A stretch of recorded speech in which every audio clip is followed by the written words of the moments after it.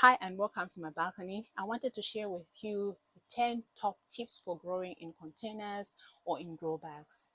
Tip number one is the location. Choose the right location for your containers. There are some plants that love a lot of sun, like tomatoes, and there's some plants that need a bit of shade, like your beets or strawberries don't also like too much sun. Yeah, so choose the right location for your plants. Cucumbers also prefer to have a bit of shade during the day. My tip number two is you need to have a tray, especially for your grow bags. When you're watering grow bags, when it's really dry, most of the water simply runs out. It is very important for you to put a tray under your containers like I have here. I'll show you a close-up like I have here. You need to have a tray to collect most of the water that is running out of your containers. My number three tip is you need to give your container plants fertilizer. Container plants only get the nutrients that is in the soil. I know most of us put fertilizer at the point of planting our crops, but at the end of the day, as the summer develops or as the time goes on, most of the nutrients finish.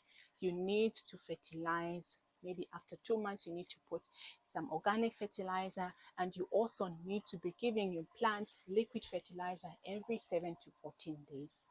My fourth tip is you need to add microbial life to your containers. I always add worm castings to my containers. Worm castings add that microbial life to your soil, and it helps the plants to grow properly. My fifth tip is you need to have consistent watering. If you're growing in grow bags, and if it is possible for you to have irrigation or drip irrigation, please do it.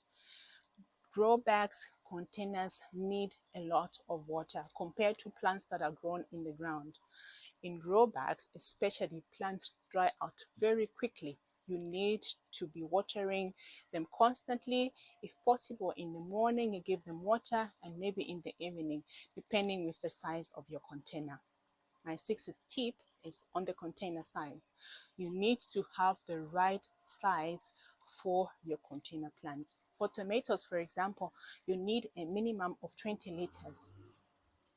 I have two tomatoes growing in 20-liter bags, but to maximize the space, I layer, which comes to my point number 7. You need to layer your containers, and you need to grow more than one thing in your container. I have basil, I have marigolds growing with my tomatoes, I have some flowers, I mix with herbs, I mix with some New Zealand spinach, so I maximize the space that I have. Maximize the space that you have, grow more than one thing. Tip number 8, you need to mulch your containers. I have grass straw as mulch for my container plants. The mulch allows you and allows the soil to retain most of the moisture, and it also helps you as a gardener not to water constantly because it prevents the sun from drying the top surface of your container. The tip that I have as the 9th tip is you need to take time for your garden. My 9th tip is you need to take time for your garden. Take time for your garden. In the morning, every morning I get my cup of coffee and I visit my garden.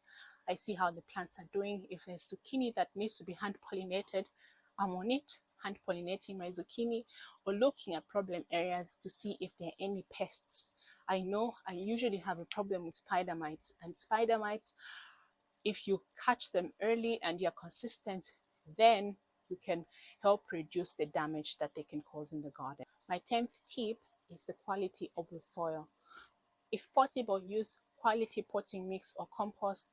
I always make sure that I had cocoa or peat moss to my container soil. That allows the soil to hold most of the moisture. The compost provides also a nutrient-rich base for your plants to grow in. I hope that my 10 tips have been enlightening for you and that you have learned a little bit of something. Thank you so much for watching and have a great day.